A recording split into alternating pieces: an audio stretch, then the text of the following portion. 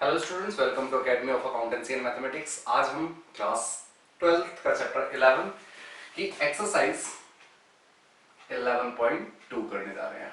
ठीक है, देखो 11.2 में क्या है। क्वेश्चन फर्स्ट देखते हैं। क्वेश्चन नंबर 1 कह रहा है कि हमारे पास कह रहा है show that the three lines with direction cosine. हमें क्या गिवन है? Direction cosine. अब ये डायरेक्शन कोसाइन हमारे क्या गिवन है? हमें गिवन है 12 13 -3/13 -4/13। उसके बाद मतलब ये अलग अलग गिवन है, आर म्यूचुअली परपेंडिकुलर। ठीक है, देखो पहले हम डायरेक्शन कोसाइन लिख लेते हैं। क्या क्या गिवन है देखो, 12/13 -3/13 और -4/13। मैं इनको मान लेता हूं L1 M1 N1। ठीक है, फिर गिवन है उसके बाद 4 12 3 4/13 12/13 और 3/13। तो मैं इनको मान लेता हूं L2 M2 N2। ठीक है, क्योंकि डायरेक्शन कोसाइंस है ना। उसके बाद है 3 -4 12।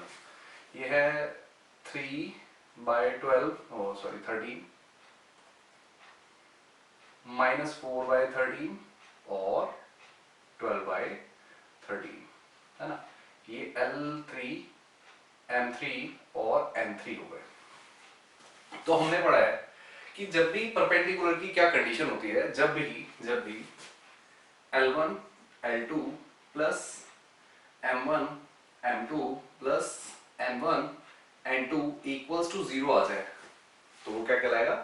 परपेंडिकुलर लाइंस कहलाती है। ठीक है, तो चेक करते हैं। देखो हमारे पास रेशियो तो डायरेक्ट गिवन है, डायरेक्ट इसमें पुट कर देते हैं। सबसे पहले देखो 12/13 मल्टीप्लाई बाय -3/13 प्लस, अच्छा सॉरी -3/13 नहीं आएगा, यहाँ पे आएगा 4/13 प्लस -3/13 मल्टीप्लाई बाय 12/13। ठीक, प्लस -4/13 और मल्टीप्लाई 3/13। तो चेक करते हैं जरा, हमारे पास आ जाएगा। देखो दोनों को सॉल्व करने पर 48/13 आ गया, माइनस प्लस माइनस माइनस ना, ये 36/13 और अच्छा अगेन माइनस आ जाएगा -12/13। तो चेक करो, इन दोनों का सम 48 हो जाएगा। 48 यहाँ पे प्लस का है माइनस का है, इक्वल्स टू 0 आ गया। तो भाई देखो हमें पता लगा ये वाली दोनों तो लाइनें परपेंडिकुलर है। ठीक है, अब इन दोनों को चेक कर लेते हैं। ठीक, तो अगेन से वही रहेगा फंडा। ठीक है, तो हमारे पास आ जाएगा, यहां से स्टार्ट कर देते हैं। ये मैं इनको नाम भी दे देता हूँ। इसको दे देता हूँ नाम ए। चलो छोड़ो, नाम छोड़ो, डायरेक्ट ही कर देते हैं क्योंकि डायरेक्शन कोसाइंस है। डायरेक्शन कोसाइंस को कैसे नाम दे सकते हैं ना। तो उसके बाद आ जाएगा देखो L2 L3 plus M2 M3 plus N2 N3 अगर इक्वल्स टू 0 आ जाए तो भी वो दोनों परपेंडिकुलर होंगी, यानी कि ये दोनों। तो हम दोनों की वैल्यू पुट कर लेते हैं। देखो 4/13 multiply by 3/13 plus 12/13 multiply by 4/13। ठीक है, इसको साफ से लिख देता हूं। Multiply by -4/13 plus 3/13 multiply by 12/13। तो देखो इसको भी चेक कर लेते हैं क्या आएगा। ये हो जाएगा 36/13 -48/13 प्लस ये भी आ जाएगा 36/13। तो चेक करो 36, अच्छा ये 12 आएगा। ठीक है, 12 और 36 48 हो गया और यहाँ पे माइनस है तो ये कट जाएंगे, 0 आ जाएगा। ठीक है, तो हमें पता लगा ये दोनों भी परपेंडिकुलर है। आगे चेक कर लेते हैं इसको और इसको, यानी कि L1 L3 plus M1 M3 plus N1 N3 is equals to 0। अगर ये भी आ जाता है तो ये हम कह देंगे म्यूचुअली परपेंडिकुलर लाइनें। चेक कर लेते हैं। सबसे पहले 12/13 multiply by 3/13 plus -3/13 multiply by 4/13 plus -4/13 multiply by 12/13। तो चेक करते हैं कितना आ जाएगा। अगेन ये हो जाएगा 36 बाय 13 प्लस 12 बाय 13 और माइनस 48 बाय 13। ठीक है, तो अगेन देखो ये दोनों 48 हो जाएंगे और ये माइनस का है तो आ गया 0। तो हम लिख सकते हैं हैंस 3 lines are mutually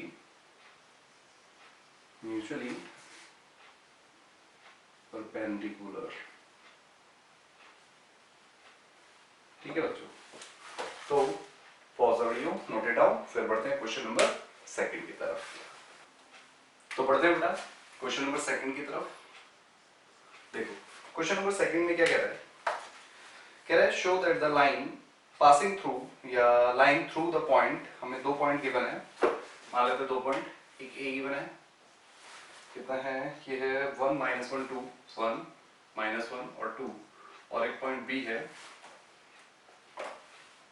3 4 -2। ठीक है, इस perpendicular to the line through the point, अब देखो दो पॉइंट और दे रखे हैं, इसको हम मान लेते हैं सी पॉइंट है 0 3 2 0 3 2 और एक पॉइंट है डी हमारे पास है 3 5 6। ठीक है बच्चों, तो अब हमें इन दोनों को बताना है कि ये दोनों लाइनें जो मतलब इन दोनों पॉइंट से जो लाइन बन रही है और इन दोनों पॉइंट से जो लाइन बन रही है वो परपेंडिकुलर है। ठीक है, तो देखो अगर हम मतलब इन दो पॉइंट से बनने वाली लाइन के डायरेक्शन रेशियोज निकाल लें और इन दोनों पॉइंट से बनने वाली लाइंस के डायरेक्शन रेशियोज निकाल लें और उनको मल्टीप्लाई कर दें, यानी कि like this a1 a2 plus b1 b2 plus c1 c2 is equal to 0 आ जाए। इस तरह की अगर कंडीशन आ जाती है तो हम कह सकते हैं कि दोनों लाइनें आपस में परपेंडिकुलर है। ठीक है, तो वही चीज करते हैं। देखो सबसे पहले direction ratios of A B है ना, ए बी के डायरेक्शन रेशियोज निकालने के लिए क्या करना है, दिस माइनस दिस, यानी कि x2 माइनस x1 ये हो जाएगा x2 minus x1 comma y2 minus y1 यानी कि 4 माइनस 1 और कॉमा -2 और -2। ठीक है, ये डायरेक्शन रेशियोज आ गए किसके, ए बी के। ठीक, तो इनको लिख भी लेते हैं, ये आ गए हमारे पास 2, ये हो जाएगा 5 और ये हो जाएगा -4। ठीक है, ऐसे ही हम निकालें direction ratios of CD, direction ratios of CD, तो सेम प्रोसेस रहेगा, दिस माइनस दिस मतलब x2 माइनस x1, तो 3 minus 0 comma 5 minus 3 comma 6 minus 2। तो देखो कितने आ जाएंगे, सबसे पहले 3 आ जाएगा, फिर 5 में से 3 क्या बचा 2 और 6 में से 2 क्या बचा 4। ये हमारे पास डायरेक्शन रेशियोज ऑफ दोनों का है। अब क्या करना है, दोनों को आपस में मल्टीप्लाई करो, अगर वो 0 के इक्वल आता है तो हेंस ये दोनों लाइनें परपेंडिकुलर है। तो चेक करते चलो, ये हो जाएगा 2 into 3 plus 5 into 2 plus -4 into 4। तो चेक करो कितना आ रहा है बेटा, 6 प्लस 10 माइनस 16। तो देखो ये पूरा ही कट जाएगा, 0 आ गया। तो हेंस both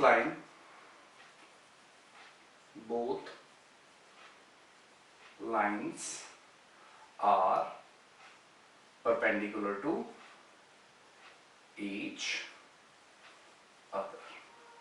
ठीक है बच्चों, तो pause video, note it down, फिर बढ़ते हैं क्वेश्चन नंबर 3 की तरफ। तो बढ़ते हैं बेटा क्वेश्चन नंबर 3 की तरफ।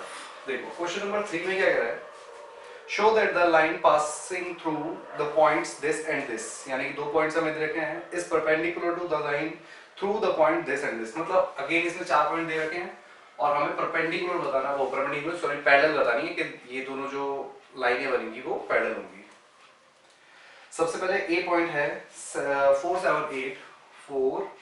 7 8 और एक बी पॉइंट है 3 2 3 4, ठीक है।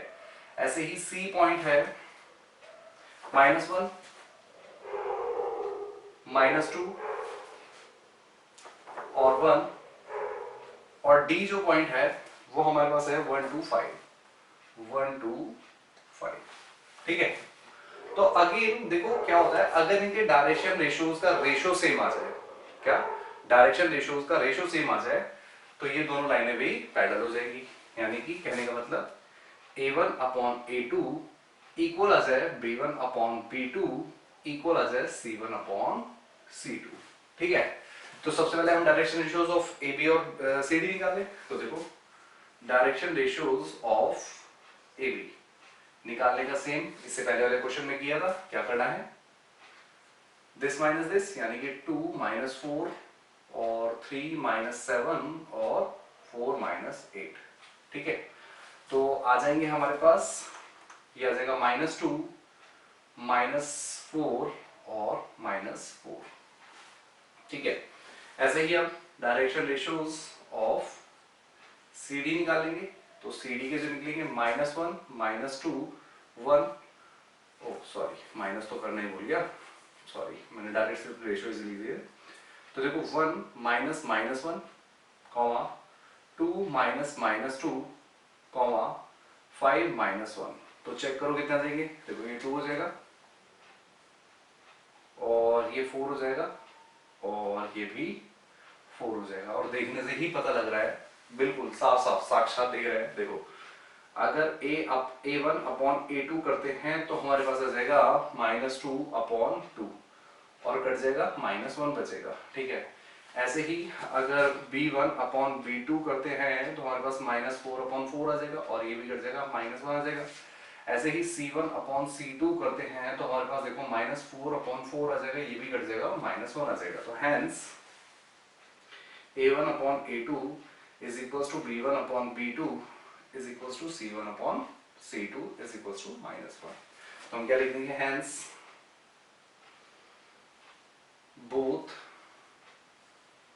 lines are parallel, ठीक है। तो pause the video, note it down, फिर बढ़ते हैं क्वेश्चन नंबर 4 की तरफ। तो पढ़ते हैं बेटा क्वेश्चन नंबर 4 की तरफ।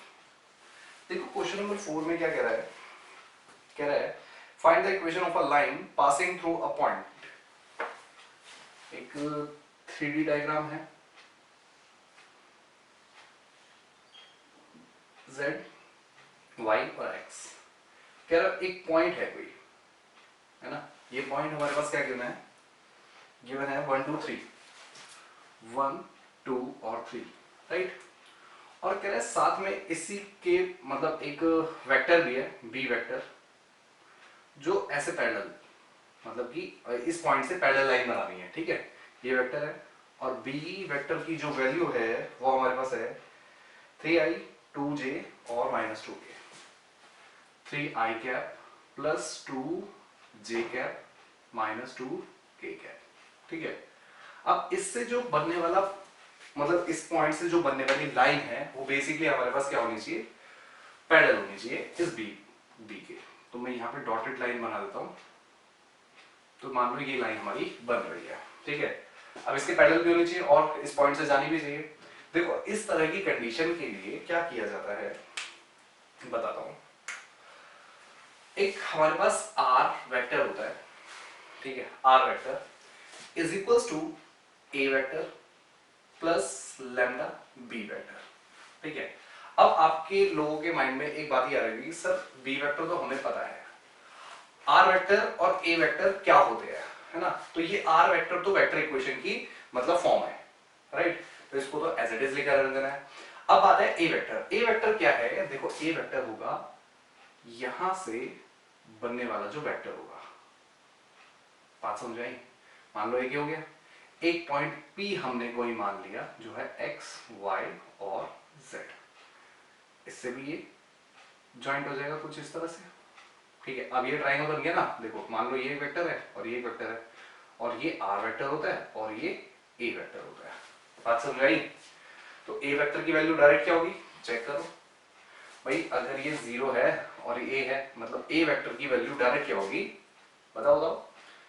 ए वेक्टर जो होगा क्या हो जाएगा, 0 माइनस 1, सॉरी 1 माइनस 0 आई कैप प्लस 2 माइनस 0 जे कैप प्लस 3 माइनस 0 के कैप। डिस्टेंस होता है ना, ऐसे ही तो निकालते हैं वेक्टर। अगर दो पॉइंट्स के बीच में वेक्टर निकालना है तो क्या करते हैं, दोनों को माइनस करके आई जे के लगा देते हैं। बात समझ में आई। या फिर अगर हमें पता है ओरिजिन से जा रहा है, अगर हमें पता है ओरिजिन से जा रहा है तो हम डायरेक्ट भी ये लिख सकते हैं, आई कैप प्लस 2 जे कैप प्लस 3 के कैप। Got it. तो हमारे पास ए वेक्टर भी मिल गया, बी वेक्टर हमें पता ही है। अब यहां पे बात आती है लैम्डा। अब ये लैम्डा क्या है, लैम्डा कोई भी एक कांस्टेंट है जो हमें नहीं पता, लैम्डा हमेशा लैम्डा ही रहेगा। तो मैंने क्या कहा, आर एज इट इज रहेगा। ए के प्लेस पे उसकी मतलब ये ए वेक्टर लिख दो तो ये हो जाएगा आई कैप प्लस 2 जे कैप प्लस 3 के कैप, ठीक। प्लस लैम्डा बी वेक्टर के प्लेस पे बी वेक्टर लिख देते हैं। बी वेक्टर हमारे पास क्या है, देखो 3 आई कैप प्लस 2 जे कैप माइनस 2 के कैप, ठीक है। तो ये हमारे पास वेक्टर इक्वेशन आ गई, वेक्टर इक्वेशन। और यही हम लोगों का आंसर भी हो गया। एक बार चेक कर लेते हैं पीछे बुक में से क्या आंसर यही दे रखा है या इसके अलावा कुछ और दे रखा है, देख लेते हैं एक बार।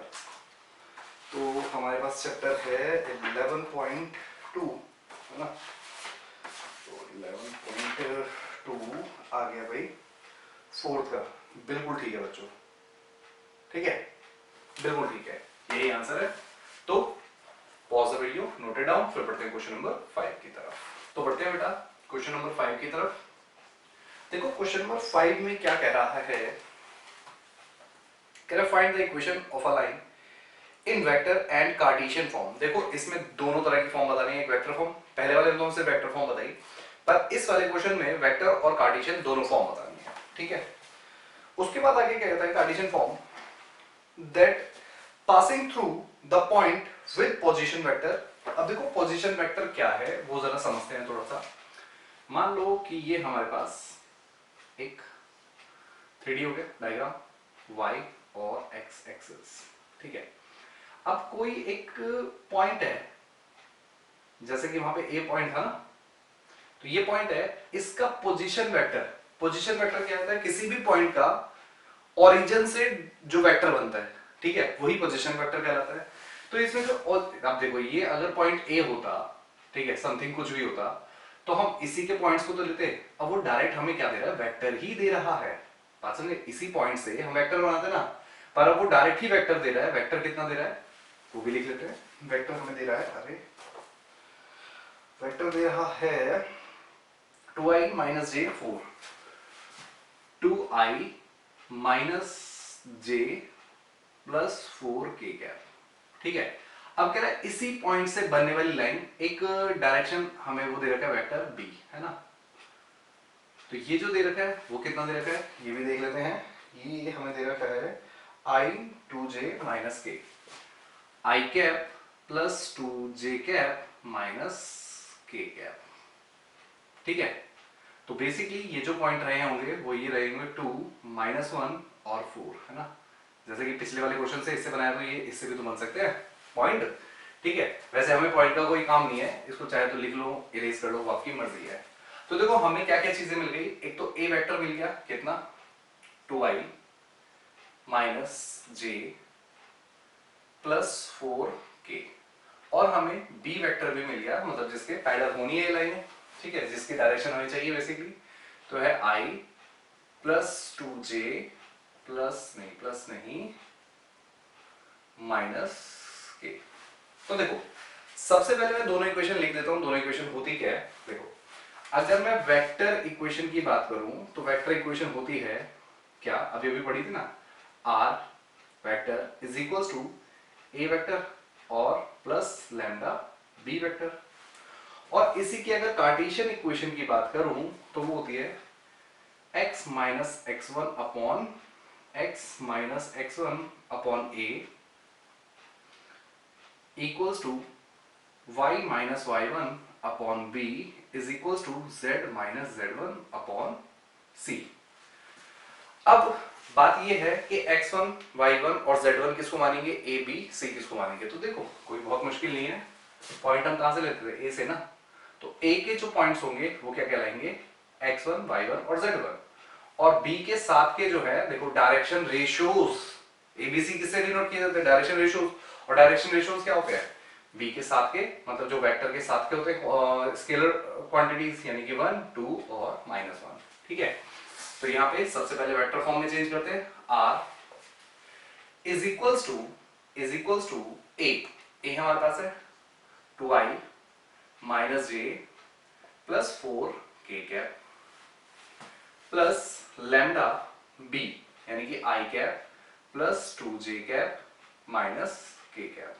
ठीक है, अब ये तो हो गई हमारी वेक्टर इक्वेशन, वेक्टर फॉर्म या वेक्टर इक्वेशन, वेक्टर फॉर्म लिख दो।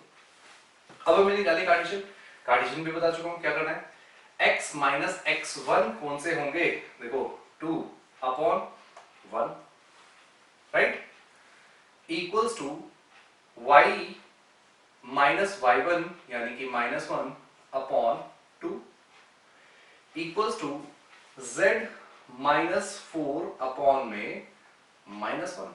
तो देखो अगर हम इसको चेंज भी करना चाहें, मतलब ये माइनस चेंज हो जाएगा, तो पूरी इक्वेशन लिख देता हूं, ये होगी क्या हो जाएगी, x minus 2 upon 1 equals to, या 1 लिखो मत लिखो वो आपकी मर्जी है, y प्लस 1 अपॉन 2, और यहाँ पे माइनस ऊपर मल्टीप्लाई कर देते हो तो 4 माइनस जेड अपॉन में 1 हो जाएगा। ठीक है, ये हमारे पास हो गई कार्टेशियन इक्वेशन। बाई चांस आप लोग इसको भूल जाते हो, कार्टेशियन फॉर्म की ये है, और सिर्फ आपको वेक्टर फॉर्म याद है, तो आप डायरेक्ट वेक्टर फॉर्म से भी कार्टेशियन फॉर्म बना सकते हो। कैसे बना सकते हो वो भी समझ लो, ये एडिशनल में समझ लो, काम आएगी आप लोगों के।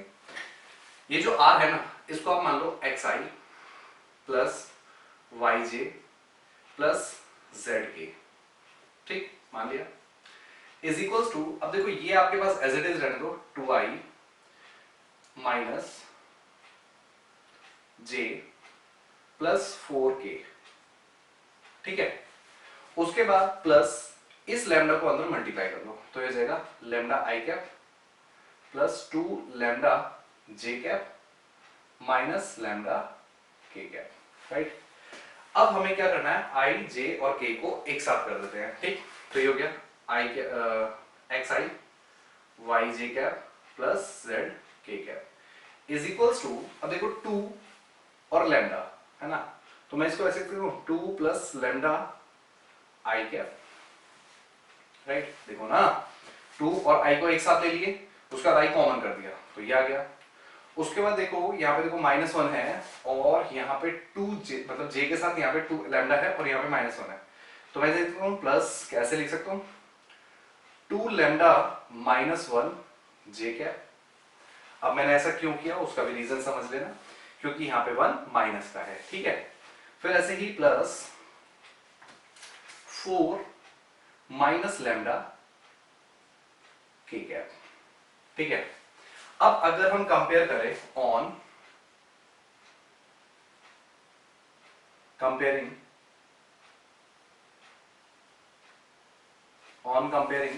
तो देखो कंपेयर करने में क्या आ जाएगा, x is equal to 2 plus lambda आ जाए, है ना, 2 प्लस लैम्डा। उसके बाद ऐसे ही यहां से जो आ जाएगा y is equal to 2 lambda -1 हो जाएगा, और ऐसे ही z is equal to 4 minus lambda हो जाएगा, राइट। अब हम क्या करें, लैम्डा को सभी में अकेला छोड़ देते हैं, लैम्डा को अकेला छोड़ दिया तो ये हो जाएगा x माइनस 2, फिर यहां पे लैम्डा इज इक्वल टू कितना हो जाएगा, ये 2 है ना लैम्डा के साथ, वो अपॉन में जाएगा तो y प्लस 1 अपॉन 2, और यहां से जो लैम्डा की वैल्यू आ जाएगी वो आ जाएगी z, ये इधर ले आता है 4 माइनस जेड, है ना, 4 माइनस जेड। ठीक है, तो ये इधर आ गया और ये इधर आ गया, 4 माइनस जेड हो गया। अब ये भी लैम्डा है, ये भी लैम्डा है और ये भी लैम्डा है, तो तीनों को इक्वल कर दें, क्योंकि लैम्डा की तो इक्वल है, तो x माइनस टू इक्वल हो जाएगा y plus one upon two equal हो जाएगा 4 माइनस जेड अपॉन समथिंग, कुछ नहीं है। तो देखो ये और कहां गई ये वाली फॉर्म, नहीं ये वाली नहीं, सॉरी ये वाली फॉर्म, दोनों देखो बिल्कुल सेम है, ठीक है। तो अगर बाई चांस आप कार्टेशियन फॉर्म भूल जाते हो तो डायरेक्ट कार्टेशियन फॉर्म आप सॉल्व करके भी निकाल सकते हो, ठीक है। तो pause the video, note it down, फिर पढ़ते हैं क्वेश्चन नंबर 6 की तरफ।